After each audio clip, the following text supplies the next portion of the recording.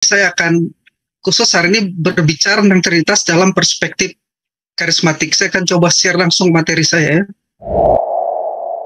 Ya, saya tidak bikin full dulu karena saya juga sambil melihat materi ini di laptop saya. Ya, yang ingin saya tegaskan ialah bahwa doktrin karismatik itu pada dasarnya mengakui bahwa karunia-karunia rohani itu bersumber dari Allah Trinitas. Itu penegasan yang pertama ingin saya sampaikan ya. Dari perspektif saya sebagai seorang teolog karismatik ya. Penting untuk menegaskan bahwa doktrin karismatik pada dasarnya mengakui bahwa karunia-karunia rohani itu bersumber dari Allah Trinitas. Ya.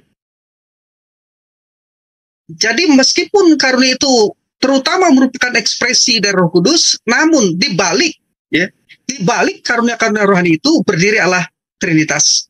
Jadi saya jelaskan sedikit bahwa sine qua non di dalam gerakan karismatik itu adalah karismatologis ya. Karismatologis pengakuan akan eksistensi dan kontinuitas dari karunia-karunia rohani.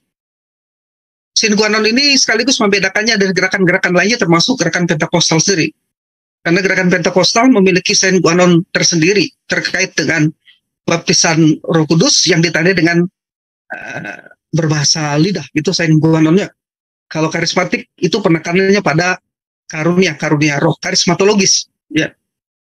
Nah, karena itu menjadi seorang karismatik ya, menjadi seorang karismatik sejati yang bergerak dalam karunia roh adalah seorang Trinitarian. Harusnya seorang Trinitarian dalam operasi dan gaya hidupnya yang paling mendasar. Menjadi karismatik sejati berarti menjadi Trinitarianisme sepenuhnya. Nah, bagaimana saya bisa memberikan klaim seperti ini? Ya, harusnya idealnya seperti itu. Menjadi seorang karismatik sejati berarti menjadi Trinitarianisme sepenuhnya. Ya. Nanti saya akan jelaskan lebih lanjut. Ya. Apabila kita memperhatikan 3 daftar karunia rohani dalam perjanjian baru, yaitu di dalam Roma 12 ayat 3-8, 1 Korintus 12 ayat 4-11, Efesus 4 ayat 7-19, kita akan melihat bahwa masing-masing dari pasal tersebut menekankan pribadi kealahan yang tidak terjadi begitu saja atau secara kebetulan. Ya. Ini saya jelaskan di buku saya Apologetika Karismatik di halaman 191 sampai 192. Dalam Roma pasal 12, penekanannya kepada pribadi Bapa sebagai pemberi karunia-karunia rohani terlihat dalam prase menguasai dirimu menurut ukuran iman yang dikaruniakan Allah, Theos di sana kepada kamu masing-masing, ayat 3 di Roma 12 itu. Kata Theos dalam ayat ini muncul kepada pribadi Bapa. Kemudian dalam 1 Korintus 12, penekanannya kepada pribadi Roh Kudus sebagai pemberi karunia rohani terlihat dari prase, tetapi kepada tiap-tiap orang dikaruniakan pernyataan roh. Kata roh di sana adalah pneuma untuk kepentingan bersama. Kemudian itu di ayat 7, kemudian di ayat 11, tetapi semua ini dikerjakan oleh roh. Kembali kata pneuma yang satu dan sama. Kata pneuma dalam ayat tersebut menunjuk kepada pribadi Roh Kudus. Ya. Kemudian di dalam Efesus pasal 4 penekanannya kepada pribadi anak. Ya, sebagai pemberi karunia rohani terlihat di prase, tetapi kepada kita masing-masing telah dianugerahkan kasih karunia menurut ukuran pemberian Kristus ayat 7 dan prase dan ialah yang memberikan. Jadi kata Yunani autos atau ia sendiri di ayat 11 mengacu kepada Kristus di ayat 7 itu. Yang jelas menunjuk kepada pribadi anak sebagai pemberi karunia rohani. Karena itulah kemudian di 1 Korintus 12 ayat 7 sampai ayat 11 ya, Rasul Paulus ketika membahas karunia rohani ya, dia mengatakan atau menjelaskan hubungan karunia rohani itu dengan kealahan kekal Bapa, Anak, dan Roh Kudus. Ya. Jadi sebelum dia membahas karunia rohani di ayat 7 sampai 11, dia lebih dahulu membahas ya, membicarakan menghubungkannya dengan kealahan kekal Bapa, Anak, dan Roh Kudus. Ya. Di sana dikatakan ada rupa-rupa karunia tetapi satu roh, pneuma. Ya. Itu di kitab Korintus ya. Ada rupa-rupa karunia tetapi satu roh, pneuma, dan ada rupa-rupa pelayanan tetapi satu Tuhan Kurios. Dan ada berbagai-bagai perbuatan ajaib tetapi Allah Theos adalah satu yang mengerjakan semuanya dalam semua orang. Jadi kata pneo dia tempat menuju kepada pribadi Roh Kudus, kata Theos di ayat 6 menunjuk kepada pribadi Bapa, sedangkan kata kurios di ayat 5 menunjuk pada pribadi anak. Tetapi pada kenyataannya orang-orang tertentu ketika membahas tentang karena roh langsung lari ke ayat 7 sampai ayat 11. Lalu melompat meninggalkan ayat 4 sampai ayat 6 yang berbicara tentang pneuma, kurios, dan theos. Jadi di balik karunia roh itu bekerja Allah Trinitas.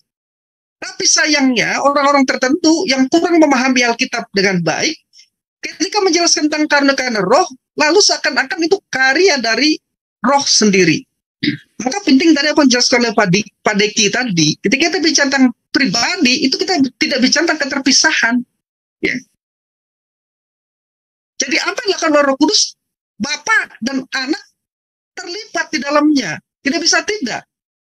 Sayangnya ya, apa yang disampaikan Pak Deki tadi itu yang bagus seperti itu. Saya udah banyak baca buku teologi sistematik. Bahkan Louis Berkop yang dikutip oleh Pak Deki tadi hanya membahas simplicitas Dei itu separuh halaman. Ya, 1 lembar saja. Profesor Reyri hanya membahasnya 3 paragraf. Beberapa buku teologi sistematik bahkan tidak bicara tentang simplicitas Dei itu. Ya, saya berharap nanti mungkin Pak Deki ketika membuat satu buku, bisa membuat satu buku teologi sistematik, bisa bicara panjang lebar tentang simplicitas Dei. Karena ini yang benar-benar fundamental ketika bicara tentang pribadi-pribadi dalam kalan Bapa, Anak, Roh Kudus itu tidak terpisah. Baru-baru ini kita viral tentang Yesus itu dibangkitkan. Seakan-akan dia tidak bisa bangkit dari dirinya sendiri sebagai esensi ilahi. Begitu, ya. Nah, jadi apa yang disampaikan oleh Pak Deki itu sangat-sangat fundamental sekali tadi, ya. Tapi sekali lagi sayangnya banyak buku teologi sistematik yang saya baca tidak membahas simplicitas Dei itu, ya. Bahkan tidak sama sekali membahasnya. Maka itu ketika Profesor Reyri bicara tentang atribut-atribut Allah, sifat-sifat Allah, dia berkata saya lebih suka menyebutnya sebagai kesempurnaan Allah. Karena semua atribut itu tidak terpisah, ya. Tapi itulah kita bicara tentang Allah yang sempurna, kesempurnaannya. Ya. Nah, jadi ketika kita bicara tentang karunia roh, memang ayat 7 sampai ayat yang ke-11 itu mengekspresikan Roh Kudus. Tapi sebenarnya di balik itu kita harus baca di ayat 4 sampai ayat yang ke-6. Ya, bahwa di balik karunia roh itu berdiri Allah Trinitas. Nah, itu yang ingin saya tekankan di sini, ya. Nah, jadi behind the spiritual gifts stand the triune God, ya. Jadi di balik karunia roh tersebut berdiri Allah Trinitas. Jadi berdiri Allah Trinitas di situ, ya. Saya lanjutkan, Pak Albert, apakah suara saya masih terdengar, ya? Masih Pak, silakan. Oke, kalau nanti ada gangguan misalkan tolong diingatkan, ya.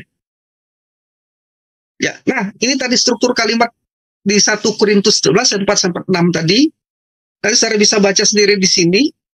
Ya, jadi ada 2 kesejaran dari karunia rohani itu, karismaton, diakonon, dan energematon, ya. Ini kesejaran pertama.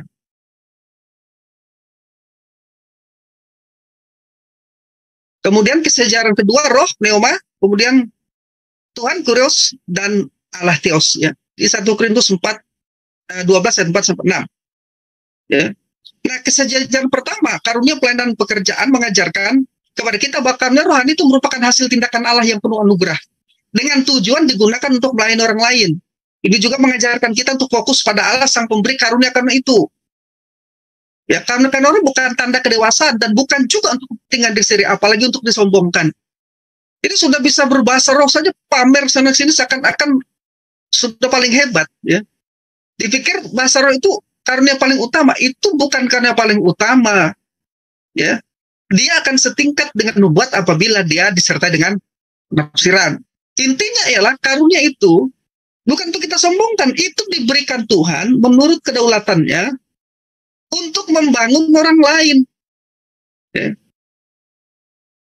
Tangan digunakan untuk apa? Untuk kepentingan tubuh yang lain. Mata untuk apa? Untuk kepentingan tubuh yang lain. Analogi tubuh jika digunakan, telinga digunakan untuk apa? Untuk kepentingan tubuh yang lain. Kita adalah bagian-bagian itu. Jadi karunia kita kalau tidak digunakan dalam konteks membangun tubuh Kristus, karena itu tidak akan berarti. Nah, sejajaran kedua, Roh Tuhan dan Allah mengajarkan kepada kita bahwa karunia itu merupakan karya dari Allah Trinitas. Jadi kita tidak boleh menafsirkan secara kaku seakan Roh Kudus, Tuhan Yesus, dan Allah Bapa melakukan 3 tugas yang berlainan. Bukan. Allah Trinitas jelas terlibat dalam pekerjaan yang sama apabila kita membaca seluruh pasal 12 di kitab 1 Korintus itu. Ya. Ini juga mengajarkan kita tentang ketidakterpisahan Allah Trinitas. Ya, tadi sudah dijelaskan oleh Pak Diki tentang simplicitas Dei, itu bicara tentang Allah yang tidak terpisah, walaupun kita bicara tentang Bapa, Anak, dan Roh Kudus. Ya. Dan secara ekonomis dikaitkan dengan karya tertentu. Jadi di sini secara tidak langsung Rasul Paulus mengajarkan konsep Trinitas Kristen. Hal ini menyiratkan bahwa walaupun formulasi baku doktrin Trinitas baru dirumuskan oleh bapak-bapak gereja di periode selanjutnya di abad pertama kedua, tetapi konsep dasarnya itu sudah diajarkan dengan jelas ada di dalam Alkitab, diajarkan Rasul Paulus. Apalagi itu barusan di video TikTok beberapa minggu ini ada mengatakan Trinitas itu dari agama pagan. Abad kedua, abad ketiga, Trinitas itu sudah ada di Alkitab. Dan kita sama sekali tidak menyontek Trinitas dari agama-agama pagan. Trinitas itu ajaran yang jelas di dalam Alkitab, walaupun istilahnya itu tidak ada di dalam Alkitab. Tapi ajaran itu jelas diwahyukan di dalam Alkitab. Gitu. Nah, jadi ada semacam gerak naik. Paulus mulai dari karunia roh di dalam komunitas, selanjutnya berbicara tentang pelayanan Tuhan, ayah, anak yang dimuliakan, kemudian memuncak dengan pekerjaan Tuhan secara keseluruhan. Roh seperti biasa menuntun kita kepada anak, dan anak pada gilirannya mengarahkan kita kembali kepada Bapa. Ini adalah Trinitas, cara Trinitas berkarya. Ya. Namun implikasi yang diharapkan dari pemahaman doktrin ini apa? Ini dia implikasinya. Karena Allah Trinitas yang tidak terpisah merupakan sumber dari semua karunia rohani, maka penggunaan kan tersebut di dalam gereja harus mencerminkan relasi Trinitas. Sama seperti dalam diri Trinitas ada distingsi pribadi, perhatikan tadi, dan dijelaskan tadi distingsi pribadi, namun esensi, ya, esa di dalam hakikat.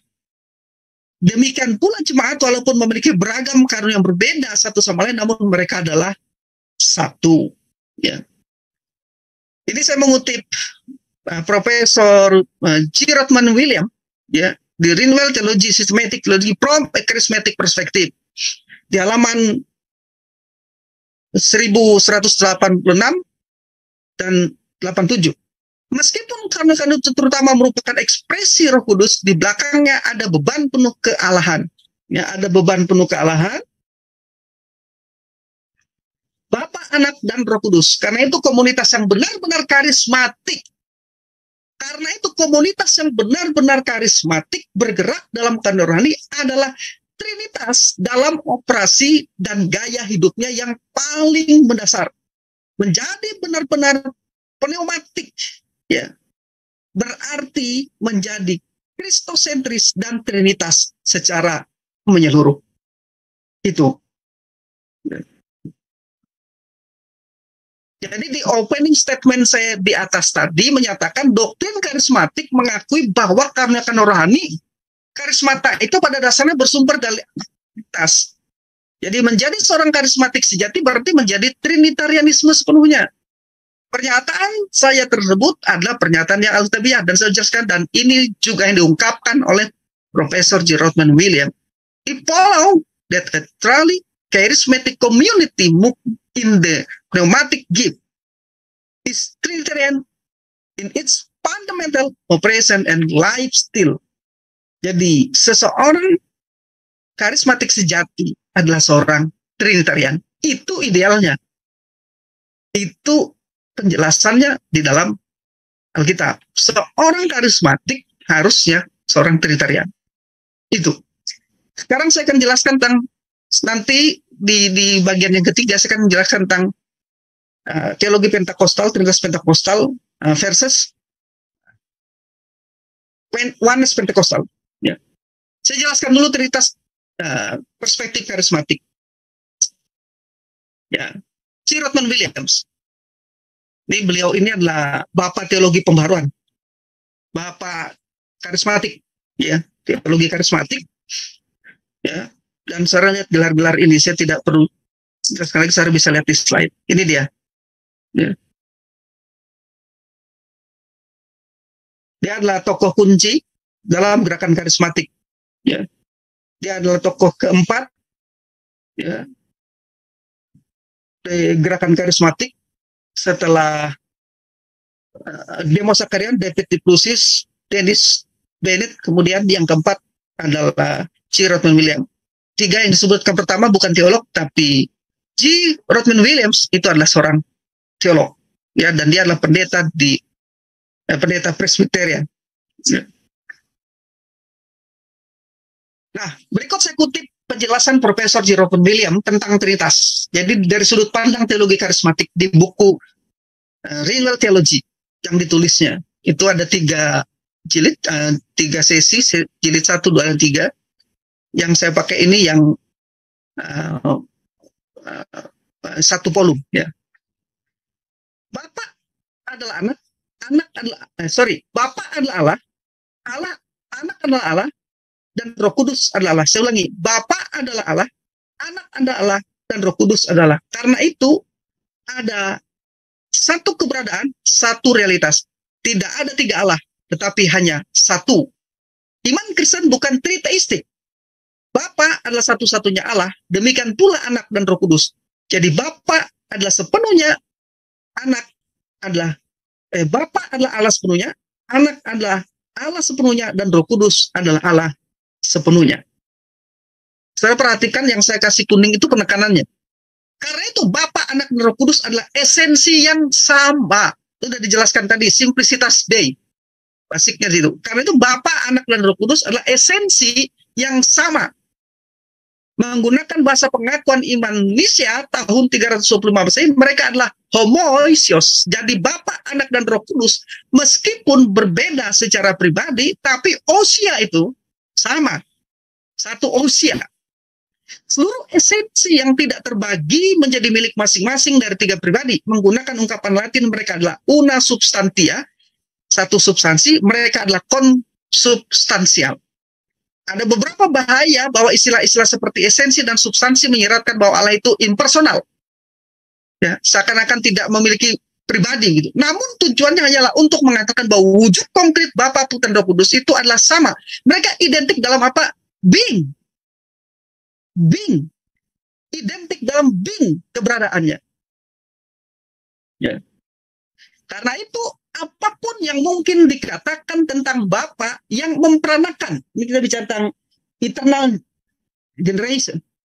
Apapun yang mungkin dikatakan tentang Bapa yang memperanakan Anak dan Roh Kudus yang keluar, ya, internal procession dari Bapa, tidak harus dipahami seakan-akan Anak dan Roh Kudus menerima esensi atau keberadaan being mereka dari Bapa. Nah, perhatikan ini. Ya, jadi mereka dari being yang satu sama. Ya. Jadi ketika kita bicara tentang trinitas ekonomis, itu tidak bicara tentang being-nya, tidak. Ya. Apa yang diperanakan dan dikeluarkan bukan esensi, bukan being-nya. Ya. Tetapi kepribadian. Generasi dan prosesinya adalah kekal, hubungan itu adalah hubungan yang melekat di dalam satu realitas ilahi. Ini kadang-kadang disebut sebagai perikoresis atau koinherensi antar pribadi-pribadi. Sehingga ketiga pribadi itu dikatakan berada di dalam dan saling mendiami satu sama lain. Masing-masing pribadi dengan demikian memiliki totalitas Allah dan merupakan satu-satunya Allah yang tidak terbagi. Ini saya terjemahkan dari buku Renewal Theology. Ya. Nanti saudara bisa lihat di halaman yang telah saya tunjuk tadi. Ya, karena ini belum dibahas Indonesia kan. Nah, karena Bapa, Anak, dan Roh Kudus adalah sama dalam esensi atau keberadaan being-nya, mereka masing-masing harus disembah dan dihormati sebagai satu Allah, bukan 3 Allah. Satu Allah, bukan 3 Allah. Pengakuan iman Konstantinopel 381 Masehi yang menegaskan keilahian penuh Roh Kudus, ya. Ya, Nisia telah melakukan ini dalam kaitannya dengan Yesus Kristus, berbicara tentang Roh Kudus yang disembah dan dimuliakan bersama dengan Bapa dan Anak. Juga mereka memiliki atribut yang sama. Apapun yang dikatakan tentang Allah, misalnya bahwa dia tidak terbatas, kekal, kudus, penuh kasih, maha kuasa, maha tahu, berlaku Sama untuk Bapa, Putra, dan Roh Kudus. Jadi kalau kita bilang Bapa kekal, berlaku juga untuk anak dan Roh Kudus. Kalau kita bilang anak itu maha kuasa, maha tahu, maha ada, maka itu berlaku buat Bapa dan juga buat Roh Kudus. Karena tadi being-nya sama. Satu. Akhirnya mereka adalah satu dalam karya. Allah yang satu dan sama bekerja dalam penciptaan, pemeliharaan, penebusan, dan pemberdayaan. Apa yang Bapa lakukan, anak lakukan. Dan Roh Kudus lakukan. Atau dengan kata lain, tidak ada pekerjaan Bapa yang bukan juga pekerjaan anak dan Roh Kudus. Semua karya Allah jelas tidak dapat dibagi-bagi. Bapa bukanlah anak dan anak bukanlah Roh Kudus. Ini pembedaannya. Tapi bukan pembedaan being-nya. Sekali lagi. Maka sekali lagi yang disampaikan pada simplicitas day itu benar-benar basic. Ya. Bapa bukan anak dan anak bukanlah Roh Kudus. Ya, ini bicara tentang pembedaan tetapi bukan pemisahan. Sungguhnya tidak satupun dari ketiganya adalah yang lain. Ada tiga pribadi. Bapa adalah pribadi yang berbeda seperti halnya anak dan Roh Kudus. Tiga pribadi itu ada secara kekal. Istilah Bapa, Anak, dan Roh Kudus bukan sekedar kiasan atau gelar, karenanya dapat berubah dan bersifat temporal. Juga bukan ungkapan untuk berbagai cara Allah mengungkapkan dirinya. Jadi bukan modalisme. Iman Kristen bukanlah modalistik. Di depan tadi bukan triteistik, tapi juga bukan modalistik. Artinya ia tidak menyatakan bahwa istilah-istilah ini hanyalah nama-nama yang diberikan kepada mode-mode tindakan yang berbeda dari satu keberadaan ilahi. Dengan demikian mode-mode itu tidak memiliki keberadaan ontologis. Bapa, Putra, dan Roh Kudus adalah dan selamanya tetap menjadi pribadi-pribadi yang berbeda. Ya. Menggunakan bahasa yang lebih teknis yang dikembangkan oleh gereja mula-mula, ada tiga substansi atau hypostasis di dalam satu esensi ilahi. Dengan ini dimaksudkan hanya ada perbedaan. Dengan ini dimaksudkan bahwa ada perbedaan permanen, bukan pemisahan. Perbedaan permanen tapi bukan pemisahan di dalam kealahan. Setiap subsistensi atau hypostasis atau pribadi adalah keseluruhan esensi. Namun masing-masing mempertahankan perbedaannya sendiri. Dengan demikian ketigaan tidak dihilangkan dalam keesaan. Bapa, Anak, dan Roh Kudus telah sedang dan selamanya akan menjadi subsistensi atau pribadi yang berbeda dalam kesatuan kealahan. Properti dari Allah Bapa adalah generasi. Bapa yang tidak diperanakan selamanya memperanakan anak. Ini bukanlah pekerjaan kehendak Bapa, tetapi suatu properti dari sifatnya. Karena itu generasi kekal itu bukanlah karya penciptaan. Anak tidak diciptakan. Jadi kalau kita bicara tentang generasi kekal, kita tidak bicara tentang penciptaan. Anak tidak diciptakan, tetapi dari generasi kekal. Allah tidak akan menjadi Allah tanpa generasi yang kekal ini. Properti dari anak adalah filiasi. Dia menerima penghidupan pribadinya, tetapi bukan esensi ilahinya. Dari Bapa dan secara kekal adalah anak. Dengan demikian, dia berada di bawah Bapa, bukan dalam keberadaan. Sekali lagi, bukan dalam being, tapi dalam relasi. Ya, relasi. Kita melihat ada relasi di dalam kealahan. Ya, sudah dijelaskan tadi disinggung oleh Pak Deki. Ketika bicara tentang trinitas imanen dan juga kita bicara tentang trinitas ekonomis. Ya. Properti dari Roh Kudus adalah prosesi. Roh Kudus secara kekal keluar dari Bapa. Tidak pernah ada waktu ketika prosesi ini tidak terjadi. Roh Kudus karena tidak eksis karena kehendak Allah, tetapi seperti anak adalah properti dari sifatnya. Semua ini terlalu luas dan misterius untuk kita pahami. Mungkin dapat dijelaskan sebagai suatu proses kehidupan di mana Bapa semakin mengobjektifkan dirinya dalam anak dan memberikan kepenuhannya dalam Roh Kudus. Menggunakan bahasa yang lebih alkitabiah, seseorang dapat melihat hubungan internal sebagai Bapa yang secara kekal memuliakan dirinya dalam anak dan Roh Kudus secara kekal menyelidiki kedalaman kealahan. Akhirnya karena Allah adalah kasih, kita dapat memandang keseluruhan sifat-sifat generasi, filiasi, dan prosesi sebagai cara kerja internal kasih. Kasih bukanlah kasih tanpa objek, Bapa mengasihi anak, atau tanpa luapan prosesi roh. Namun semua gambaran pada akhirnya tidak sempurna dalam upaya untuk menjelaskan properti internal dalam relasi-relasi dia yang adalah satu-satunya Tuhan yang misterius, yang adalah Bapa, Putra, dan Roh Kudus. Jadi saya sepakat tidak ada ilustrasi dan analogi yang dapat menjelaskan dengan sempurna tentang Trinitas. Bahkan kebanyakan ilustrasi itu cenderung mengaburkan doktrin Trinitas dari apa yang diajarkan oleh Alkitab. Namun ada memang analogi-analogi tertentu yang bisa dipakai hanya untuk menjelaskan bagian tertentu saja. Ya. Nah, selain sifat internal dari Allah Trinitas, ada juga tindakan eksternal. Ini adalah tindakan yang luar biasa di mana Allah menjangkau melampaui dirinya. Tindakan pertama adalah penciptaan oleh Allah Bapa. Bapa adalah mata air dan sumber penciptaan. bahkan pada pribadi anak. Dari Dia semua yang ada di luar dirinya telah datang. Ini tidak berarti anak dan roh tidak juga berpartisipasi dalam tindakan penciptaan, seperti yang telah disebutkan sebelumnya, karena Bapa menciptakan anak dan roh. Namun Bapa dalam arti khusus adalah Sang Pencipta dalam membuat segala sesuatu menjadi ada. Tindakan kedua adalah tindakan inkarnasi putra. Anak yang kekal, sabda Allah menjadi daging tanpa berhenti menjadi Allah. Dia menjadi manusia. Bapa dan Roh Kudus juga berpartisipasi dalam inkarnasi. Bapa memberikan anak dan anak dikandung dalam daging oleh Roh Kudus. Namun anak bukan Bapa atau roh yang menjadi manusia.